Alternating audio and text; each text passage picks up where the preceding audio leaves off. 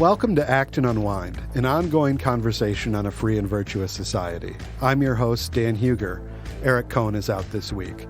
Thank you for listening, and I want to ask you that if you're listening to us on our website, that you navigate to the show notes for this episode to find a link to subscribe directly to Acton Unwind at Apple Podcasts, Google Podcasts, Spotify, or anywhere else you listen to find podcasts. And if you like this program, please leave us a 5-star review at Apple Podcasts so as to help more people find our show. This week, I'm joined by Dylan Palman, Acton Research Fellow and Executive Editor for the Journal of Markets and Morality, and Farah Adeed. Farah is an incoming Ph.D. student in the Department of Political Science at Boston University. He earned an M.A. in Political Science from San Diego State University and studies the role of religion in the nation-building process and democratization in Muslim-majority countries. He's also a former emerging leader here at Acton, and we're thrilled to have him back for this. Today we'll be discussing events rocking the Muslim-majority world, including yesterday's important election in Turkey. First, however, I want to begin our discussion in Pakistan, where last week Imran Khan, former Pakistani prime minister and politician, was arrested from inside the High Court in Islamabad by the National Accountability Bureau on charges of corruption. This is a story that has been rapidly developing ever since, with the Supreme Court of Pakistan deeming the arrest unlawful and mandating Khan's immediate release. The next day, on May 12th, the Islamabad High Court granted Khan 2 weeks bail, and he was released from custody. Shortly after his release, Khan accused Army Chief Asim Munir of playing a role in his arrest. Events unfolding are not merely politics as usual, but touch on issues of fundamental rule of law, due process, and the role of the military in politics. I want to step back and ask you, Farah, though, who is Imran Khan and what role does he play in sort of Pakistani life today? Thank you, Dan, for having me, and thank you for the kind introduction. So this is very important topic these days because there is a lot going on in Pakistan, particularly with regard to human rights violations. So discussing Imran Khan is very important in 2023. Imran Khan is a well-known Pakistani former cricketer turned politician. So he already had a celebrity image before he joined politics back in 1990s. He is also accused of being launched by Pakistani military, as other parties in Pakistan are accused of the same allegation that they were at some point in time in history were launched by the Pakistani military. Later, Imran Khan became very popular after his one protest in 2011. His party is called Pakistan Tehreek Insaf, Justice for Movement, which is translated as this. So these days, Imran Khan is the most popular leader in Pakistani politics. He was thrown out of politics back in 2000 from prime ministership back in 2022, when a vote of no confidence was brought against him.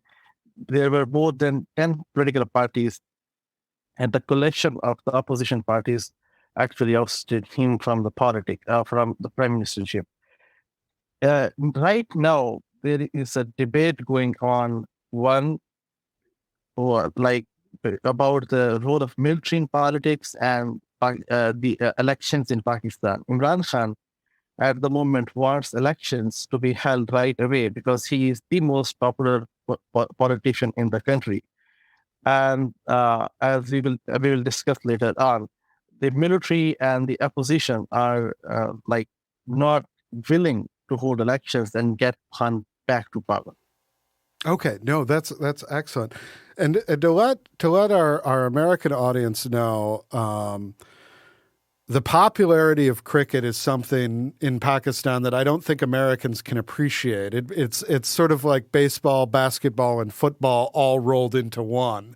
It's immensely popular, and he had immense notoriety as a cricketer before his entrance into politics. Now, one of the sort of twists and turns in this case involves several different courts in Pakistan, with the Supreme Court intervening and demanding Khan's release.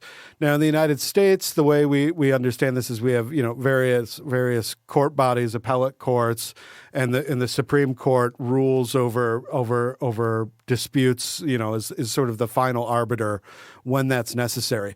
Is that similar to how the court system operates in Pakistan? Yeah, so in Pakistan, we have different tiers of courts. Like there are civil courts, then there are session courts, the district courts, then there are provincial, state level courts, and then there is Supreme Court of Pakistan, right?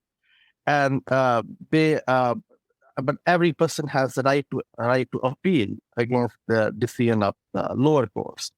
In the case of Imran Khan, he is facing more than 100 cases right now. And those cases involve sedition charges, corruption charges. There are some other criminal charges. He's accused of being involved in the killing of one of his own party members. So there are more than 100 cases Imran Khan is facing, and they are all over the courts. But now he's seeking bails from the state level courts and the Supreme Court of Pakistan. Okay, no, that's... So you mentioned that Imran Khan is, the most popular politician in Pakistan right now. But and then the opposition is, maybe united against him, but you said there's about 10 different parties. But who is the opposition? Who are the people that are not satisfied with Imran Khan? Where are these parties getting their support? What are the other, more popular level forces going on? Is it regional? Is it religiously based? Is it, some other concerns, economic, whatever? What would bring someone in Pakistan not to love the well-beloved cricketer turned prime minister? This is very important. Pakistan has majority of its population is youth, young people. And Imran Khan is appealing the imagination of young people. His supporters are between the ages of 18 and 30 and 35. So, and in Pakistan, historically speaking, we did not have a free society. The expression was restricted. It was suppressed. Young people right now in the age of social media, they want rule of law. They demand accountability. And above all, they demand expression and they want free expression. So these young men and women from villages, rural areas, and from the urban centers, they are supporting Imran Khan. On the other hand, traditional political parties, which are like Pakistan Muslim League Nawaz and then Pakistan People's Party, they have their own support base. But with the rise of Imran Khan, they are now confined to specific constituencies. And the most important thing with regard to Imran Khan, as you have pointed out, the role of religious groups and all that. Imran Khan is the single Pakistani politician who is being supported at this moment by liberals, leftists, conservatives, Islamists, secularists. So all kinds of people, in some way or other way, larger groups or small groups, are supporting Imran Khan. And that support is not just because of love for Imran Khan or love for his populist politics, because ultimately Imran Khan is a populist. But that is because mainly of hate or the disregard for the status quo parties, because they have been in power for the last 2 or 3 decades. And look at the inflation rate in Pakistan, law and order situation, and now particularly the role of military in politics. So all these factors contribute to Imran Khan's popularity and rise to power in Pakistan. That's very helpful, knowing that political context. We've touched a couple times on the place of military in public life in Pakistan. What has that role been historically? Because one of the controversial things about this arrest is when it was originally made, it was made by the Pakistani military, not local law enforcement, that sort of thing. So what's the role in this present controversy, but also historically in Pakistan, the military has played at times greater or lesser role in politics? Yeah. As far as the role of military is concerned in Pakistan, we generally do not say directly the role of military in Pakistan in popular media. We generally refer to the word establishment to avoid any controversy for, I would say, self-censorship, right? So, establishment has been very powerful in Pakistan. And as Lord Acton said, power corrupts and absolute power corrupts. Absolutely. So this has been the case in Pakistan. Now, at this moment, as you said, the role of military in public life, mostly even academic conferences in Pakistan need to be approved, or at least some speakers have to get like pre-approval by the military establishment before organizing or joining the conference. This I'm just trying to highlight the role of military establishment in Pakistan's public sphere or public imagination.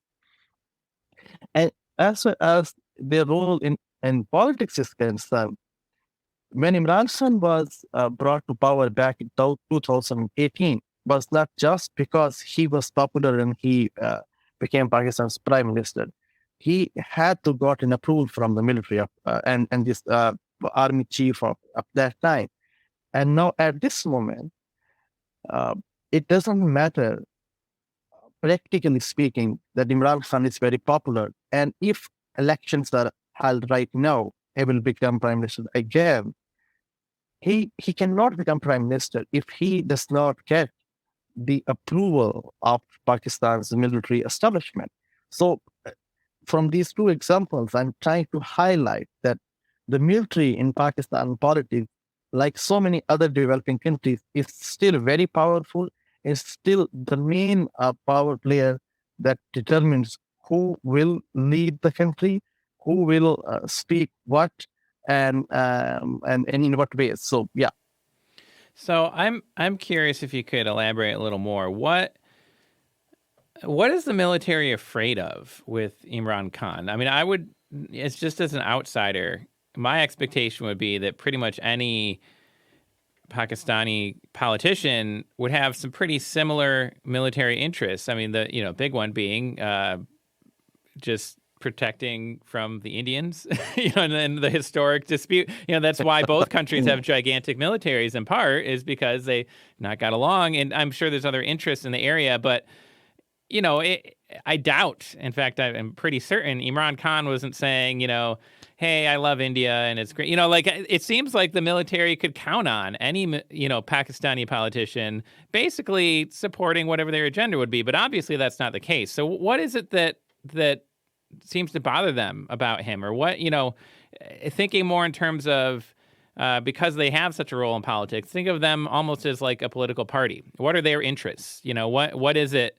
Why are they so involved? In the United States, we have this heavily partisan, polarized politics, and yet basically every president kind of does the same thing militarily, more or less, right? And so you don't have, and thankfully for a lot of reasons, you don't have the military trying to intervene in politics. But I think the military can also kind of count on every American president more or less supporting, a general agenda within certain boundaries.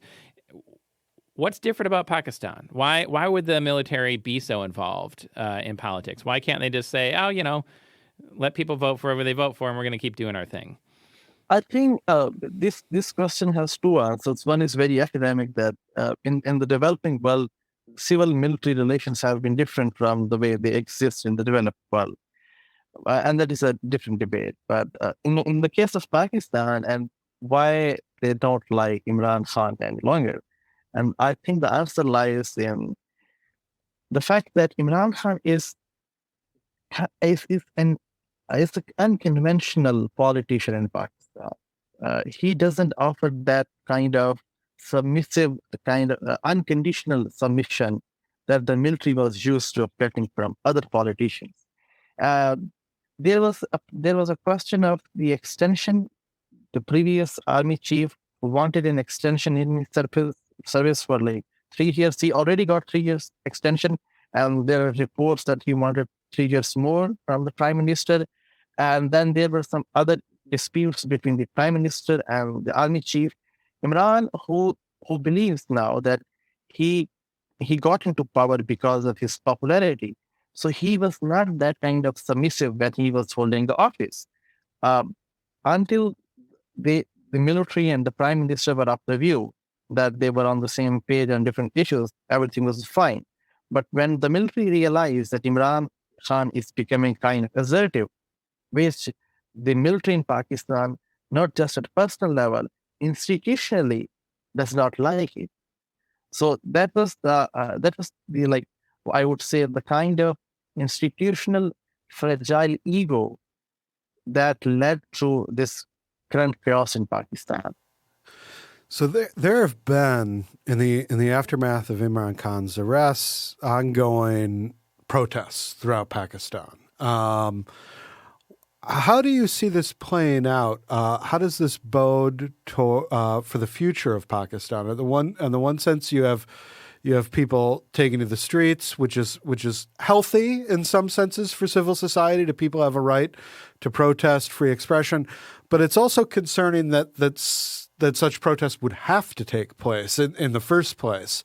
How do you see this playing out in the coming days, particularly as to sort of potential directions for the future of Pakistan in the wake of these ongoing political tensions?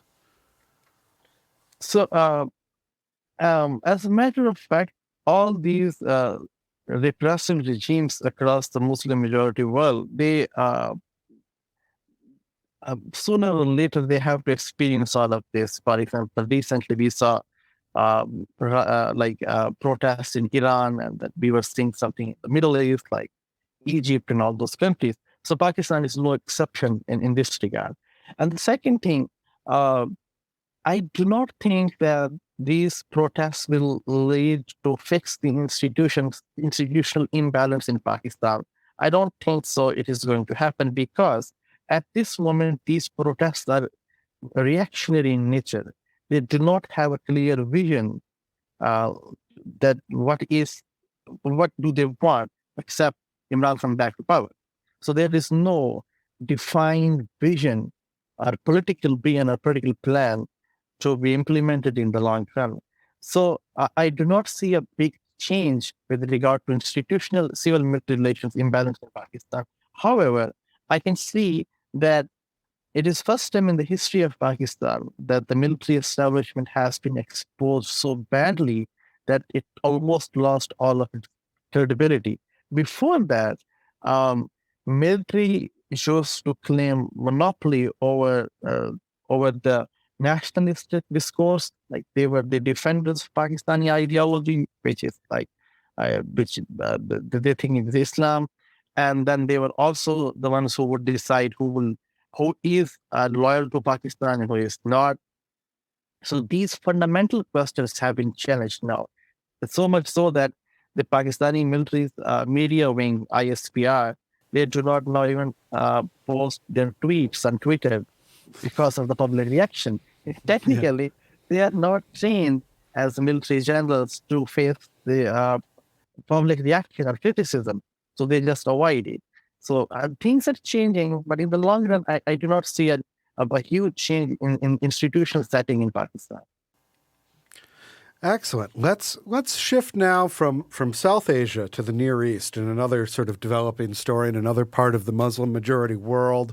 As way of introduction to yesterday's elections in Turkey, I can think of no better sort of jumping off point than a piece written in the National Review last week by Mustafa Akul, who is a senior fellow at Cato and an Acton affiliate scholar. And he writes, quote, anything other than a decisive win or loss for strongman Recep Tayyip Erdogan could touch off an ugly fight over the results. On Sunday, more than 60 million voters throughout Turkey will cast their votes in what may be the most fateful election for the nation since its founding a century ago. Depending on the result, President Erdogan, who has been ruling the country in an increasingly authoritarian and erratic fashion since 2002, will either further consolidate his grip on power or finally lose it. For many in the West, it may seem unrealistic, if not naive, to think that Erdogan could lose. They see that under his rule, Turkey has become an authoritarian regime in which freedom of speech and the rule of law have largely vanished, and many critics of the president have ended up in jail, end quote. As of this morning, it looks like that we're in for that sort of ugly fight that Mustafa was worried about. President Erdogan leads in the polls, but it looks like he has fallen short of the majority needed to secure a victory. There will, it seems as of this morning again, be a second round of elections between Erdogan and the leader of the largest opposition party, Kemal Kılıçdaroğlu, on May 28th. Both candidates have pledged to stand in that second round should it be needed. Mustafa in his piece outlined the potential good, bad, and ugly results of the election. Where do you think we stand today with that, Farah? The situation in Turkey is interesting now. Personally, I was not expecting this outcome, but many observers were expecting that this will happen. I was expecting a clear win for the opposition candidate, but this happened, which to me is an ugly thing that it happened. Why? Because even if Erdogan could not win the election, there is one thing is certain, that he still enjoys a vast majority of people's support at this point, which is itself troubling, or which itself is kind of concerning to me, and because Turkey's history, as far as its politics and society is concerned, it has been troubling because of the debates about assertive secularism, as my professor Ahmad Kuru calls it, and now assertive Islamism. When Erdogan came to power in his first decade, he was someone who assured that there will not be assertive secularism, opposing banning headscarves, etc., and that will neither be Islamism, assertive Islamism. So he projected the kind of ideal model for the Muslim world where Islam and democracy can coexist. And he was promoted by several scholars in all the United States. However, after that one decade, he changed his views almost on everything, and he became a populist, Islamist populist. Right now, his electoral base, as we have seen after these results, is concerning that Turkish society, or its large portion, still support his kind of populist politics, which effectively means does not have that much respect for freedom, democracy, and rule of law. So to me, these results are kind of ugly, even at least at this point. Dylan, do you have anything? Yeah, I guess I have a lot of thoughts. I'm certainly not an expert in Turkey. I am curious, and maybe Dan or Farah can help out. I'm curious for the same sort of kind of demographic breakdown. So, in Pakistan, we have a very popular leader in Imran Khan, but he has a lot of support from young voters, as you mentioned, but also a very diverse base, conservative, liberal, Islamist, or more secular. It does not quite sound the same with Erdogan in Turkey, in terms of he's made this big appeal towards the more populist Islam. What does the opposition look like? So, for example, and probably most relevant, the election yesterday, it was it was like 49% Erdogan, 47 or 8 his next closest competitor, and then there's about 5% for this ATA party, which is like an alliance of 4 different parties. My understanding is that party is kind of right-wing nationalist. I didn't see any, Wikipedia or whatever, any evidence that they were Islamists, but maybe. But it was kind of interesting to me. Why did they even put up a challenger in this election? And who are those voters most likely to go to cast their vote for on May 28? Is this basically a formality at this point? Is it Erdogan's election to lose, or? Yeah, so I'm curious about all that sort of stuff. As someone who's an outsider, I know a little bit of the history and a little bit of the general national interest, but as far as the differing sectors of the Turkish population, I'm not certainly as familiar. So as I understand, the lead opposition party is traditionally secularist, traditionally. The successor to Kemal Ataturk's party. What's been interesting about this election is they have actually, it looks like, broadened their base of support. Now, Erdogan at this point leads. He does not have an absolute majority.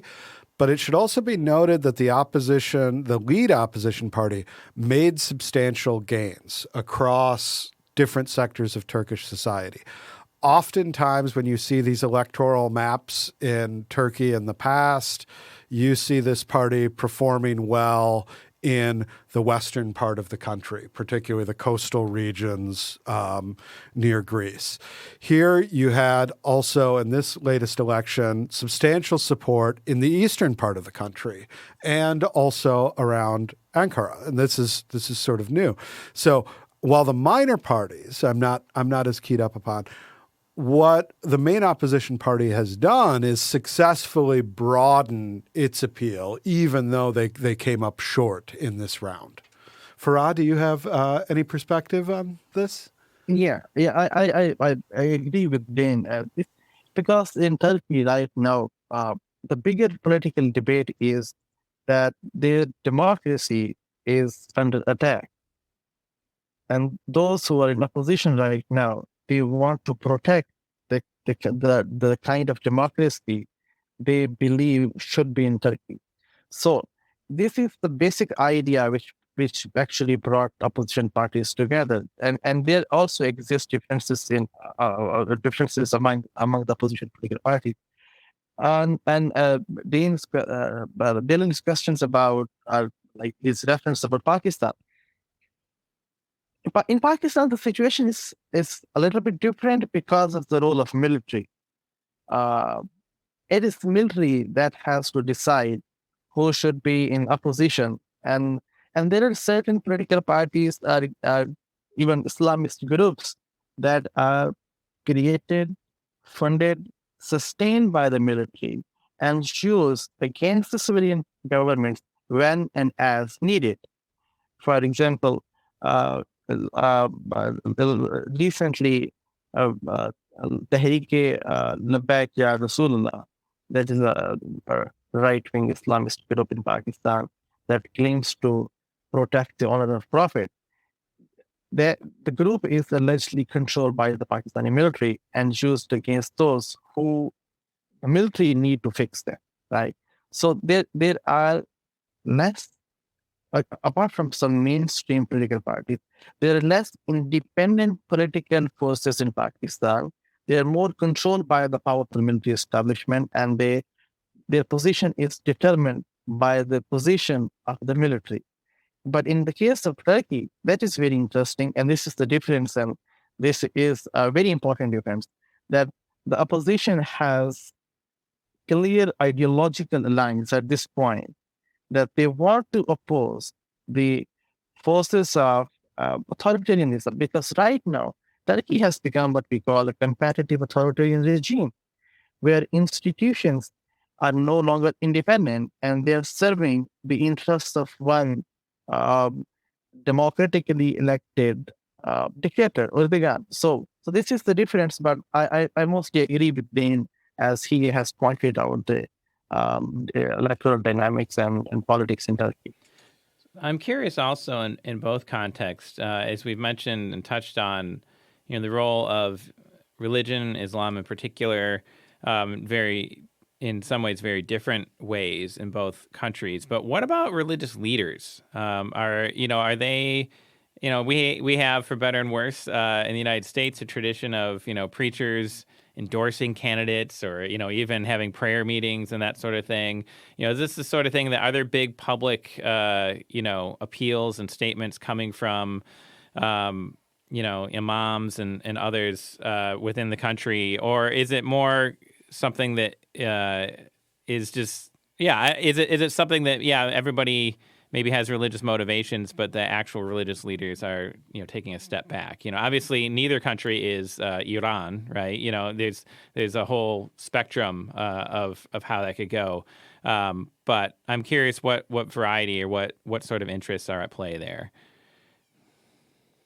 So, in the case of Turkey, as we have seen that their Ministry of Religious Affairs, it is supporting and projecting Erdogan's politics and his way in Turkish politics right now. But in the case of Pakistan, the story is very interesting.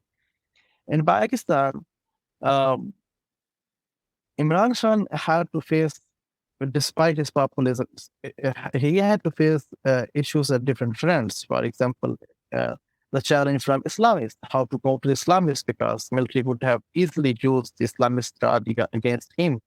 So part of his populism lies in his ability to maneuver Islamism and Islamists. There are religious imams and leaders who are openly supporting Imran Khan. And they believe Imran Khan is the one who will create, as he has promised, the state of Medina, what he popularly calls Riyasat al-Medina, the one Prophet Muhammad, peace be upon him, created in Medina when he was there. So uh, Imran has done this great job in Pakistan, that he was able to resist military in a way that even military could not use Islamist card against him.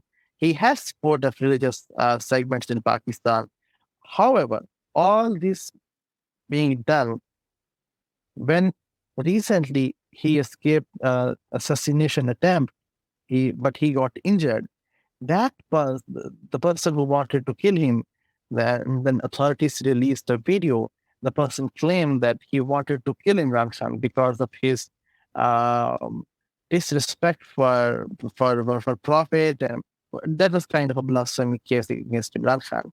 And Imran Khan has been very careful, because several commentators and analysts have been pointing out to him that your one careless statement can trigger the Islamist reaction that can be used against you as the pretext of blasphemy. So Khan is very, very, very interesting figure in Pakistan, that in his protest, the funny thing is there are those who are the supporters of free society. At the same time, there are those who want an Islamic state. So Khan has kind of combined this these different and diverse groups in his politics. One of the things that you can look at with the Turkish election is the fact that this looks like it's going to a second round. I think says something that, perhaps you had some folks who had hopes for a clear opposition victory. You had some folks that were basically dismissing the election as a sham and thought that Erdogan would manipulate the results. But the fact that we have this sort of mixed result of Erdogan performing very well, but not enough to secure a majority, suggests to me that maybe Turkish institutions are a little more robust than many thought. Is that if the results themselves aren't necessarily encouraging, is the fact that the process has played out as it has encouraging for Turkey? And again, we have a second round that may go either way. Is this something that's encouraging to you, Farah? It is. It is, because someone who was really disappointed after seeing Erdogan's populist politics and his policies, this is encouraging. at the same time, I think it will be premature to decide the dynamics of institutions and their role, because it depends. We do not have reports from independent watchdogs about the electoral dynamics at this moment, what the state institutions have been doing, and what kind of electoral rigging, if any, happened in Turkey, and who was doing what. One thing, and because there was the pre-polling rigging as well, because the opposition leaders were in prison and all that media was controlled. So we cannot just say maybe that the institutions are robust in a way that they are independent, because Erdogan has control over them. And the next important test for the institutions in Turkey will be the runoff election that is going to be on May 28th.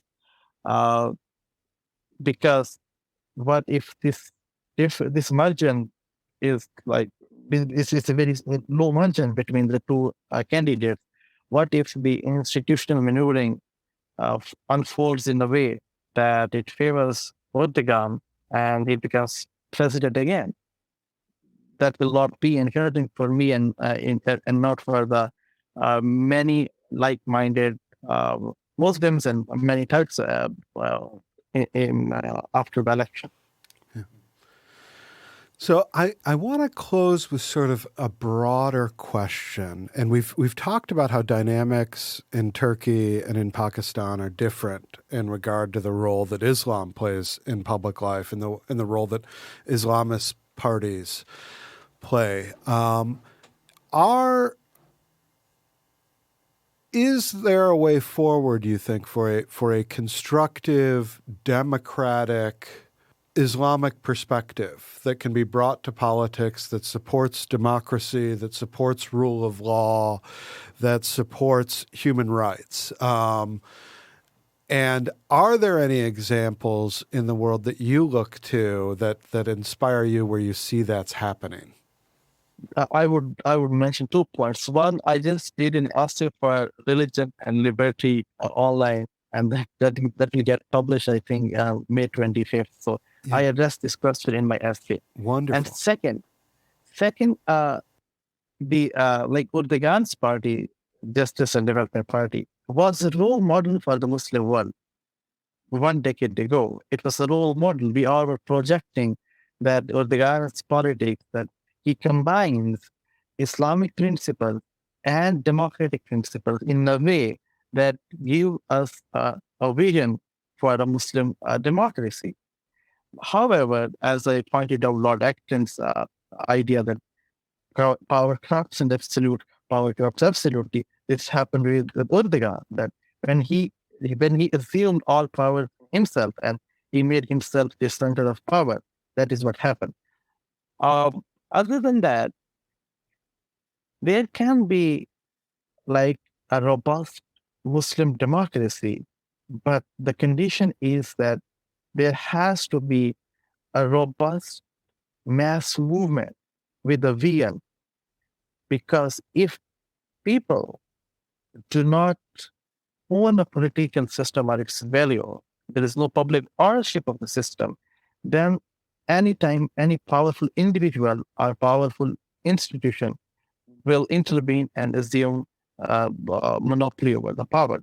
As the Western experience shows, that ultimately it is the people who protect, to defend their institutions and their values. Institutions do not exist in vacuum. They are defended and they are protected by the people. So I'm very much positive about the future of Muslim world, as we have seen back in 1990s, some strong public mass movements in Indonesia. Then we have seen recent protests in Iran and now in Pakistan. So I'm hopeful that this momentum will continue, and then we will have an informed mass movement with a vision to demand a free and a democratic society. So I have a similar question, but maybe a step or two removed. I tend to think, at least historically, successful democracies often correlate with at least some degree of religious liberty. I think maybe people's standards today for the Muslim majority world are kind of warped by where things have come in the United States and other places in the West in terms of religious liberty, and they forget about our history. So some people have been pointing out, I think, with an unfortunate agenda lately, but you're about to go to Boston University, and I was talking to you before we started about, the Puritans over there in Massachusetts. If you look at early charters and early constitutions of Massachusetts, they're very positive about the Reformed Christians. They are much less tolerant of, say, Baptists and very intolerant of Roman Catholics. But they had somewhere they started. And if you go to Pennsylvania, founded by William Penn, the Quaker, far more religious liberty there. The Quakers were nonconformists in England. So what I'm curious about, is there any analogy in the Muslim majority world to that, where there's a society, maybe not with this robust religious liberty that we sometimes take for granted here in the United States when we think of the First Amendment and disestablishment and people of all religions coexisting. Even on my block, where I live in our suburbs, we have Muslim neighbors, we have Hindu neighbors, we have Catholics, we have Protestants. Kind of everybody living together peacefully. But it takes a lot of work and a lot of history to get there. So my thought would be, where in the Muslim world are there just different kinds of Muslims living peacefully? Where is there that level of religious liberty? And might that maybe be the spark of that more popular grassroots, soil or fruit or seed that could lead to a greater liberty and democracy in the future? Which is very, very interesting, and it is a very nuanced in a way. As I pointed out, that Erdogan's first decade was a model for the Muslim world, and that kind of Muslim politics is desirable. However, other than that, in the Muslim world, and Ahmad Guru is also my supervisor, and I like him as a scholar, and he spoke Islam, authoritarianism, and development. The story in the Muslim world began in 12th and 13th century, when ulama state alliance started, and after that, it became so powerful that the ulama in the Muslim majority countries still play a crucial role in deciding the public policies and the Muslim general discourse on culture and society and politics. So there are no examples that can be presented as a model. And honestly, after Indonesian experience and then it's downfall from where it started, and now the Turkish experience, I'm very careful to suggest that this kind of Muslim politics can be a model for the Muslim world. I feel all these different cultures, because we can say there is a Muslim world, but at the same time, we cannot dismiss the fact that these different societies have their own history and cultural evolution that plays an important role. Like in the Western world, all these Western societies have their independent, unique historical and cultural experiences that played an important role in their political evolution. The same is the case in the Muslim world. So I feel the Muslim world first have to evolve in a way that admit religious freedom is important, because there was a kind of, if you ask me for a model, then I would say it was a Muslim world between 18th and 11th century, when that is called the golden age of Islam, that there existed a kind of toleration at that time. Different religious communities, Christian, Jews, Muslims, played a role for their collective well-being. But that does not exist in the contemporary Muslim world because of Islamism and the populist Islamist politics. So I would say the Muslim leaders and the Muslim and the Muslims in general need to build up their modern politics where they left back in 12th and 13th century, because this is very complicated in Muslim world, that everything is coming from the West. However, there are instances from the Muslim world itself that there existed a state religion separation to an extent, where there were different religious communities that operated under the same political authority. They were protected. So there are examples, historical examples, that the Muslim world can work on and evolve in a way. This is a wonderful retrieval project that Acton is very keen to be involved with, and is something that we've done for many years with both Catholic and Protestant sources. And there are those roots of a free and virtuous society to be found in many different cultural contexts, and the importance of retrieving those, going back to the sources, is something that can't be overstated.